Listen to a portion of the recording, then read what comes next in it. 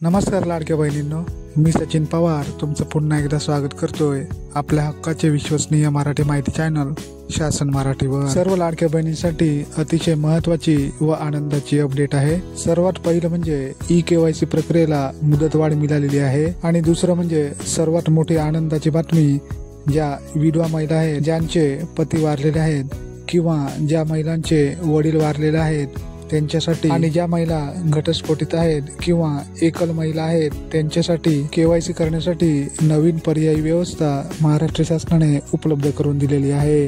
पाहणार आहोत सविस्तर माहिती या व्हिडिओच्या माध्यमातून। व्हिडिओ शेवटपर्यंत नक्की पहा लाडक्या बहिणींनो आणि व्यवस्थित माहिती समजून घ्या।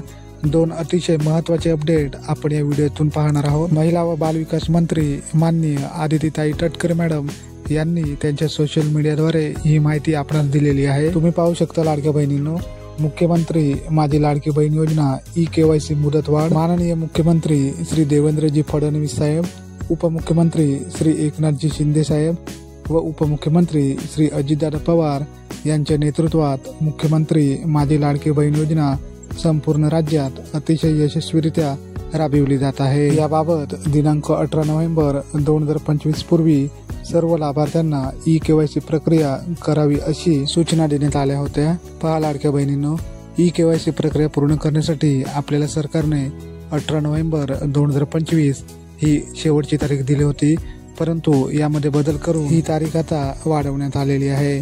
पुढे पहा, परंतु गेल्या काही दिवसात आपल्या राज्यात आलेल्या नैसर्गिक आपत्ती आणि इतर अडचणींमुळे मुख्यमंत्री माझी लाडकी बहीण योजनेतील अनेक पात्र भगिनींना ई-केवायसी प्रक्रिया वेळेत पूर्ण करता आली नाही, याची मला पूर्ण कल्पना आहे। या अडचणीची गांभीर्याने नोंद घेत राज्य सरकारने एक अत्यंत महत्त्वपूर्ण निर्णय घेतलेला आहे। लाडकी बहीण योजनेच्या ई-केवायसी करण्याची अंतिम मुदत आता 31 डिसेंबर 2025 पर्यंत वाढवण्यात आली आहे। तसेच ज्या पात्र लाभार्थी महिलांचे वडील किंवा पती हयात नाहीत किंवा घटस्फोट झालेला आहे अशा महिलांनी ई-केवायसी करण्यासाठी त्यांचे पती अथवा वडील यांचे अधिकृत मृत्यू प्रमाणपत्र व घटस्फोट प्रमाणपत्र किंवा माननीय न्यायालयाचे आदेश याची सत्यप्रत संबंधित जिल्ह्यातील महिला व बालविकास अधिकारी यांच्याकडे जमा करावे। आता इथे महत्त्वाचा मुद्दा आहे लाडक्या बहिणींनो, व्यवस्थित माहिती समजून घ्या। ज्या महिलांचे पती किंवा वडील वारलेले आहेत त्यांनी त्यांच्या पतीची किंवा वडिलांच्या मृत्यूचे प्रमाणपत्र घेऊन महिला व बालविकास अधिकारी यांच्याकडे जमा करावे असे आवाहन करण्यात आलेले आहे। व ज्या महिलांचा घटस्फोट झालेला आहे त्यांनी त्यांचे घटस्फोट प्रमाणपत्र किंवा मान्य न्यायालयाचे आदेश याची सत्यप्रत घेऊन संबंधित जिल्ह्यातील महिला व बालविकास अधिकारी यांच्याकडे जमा करायचे आहेत।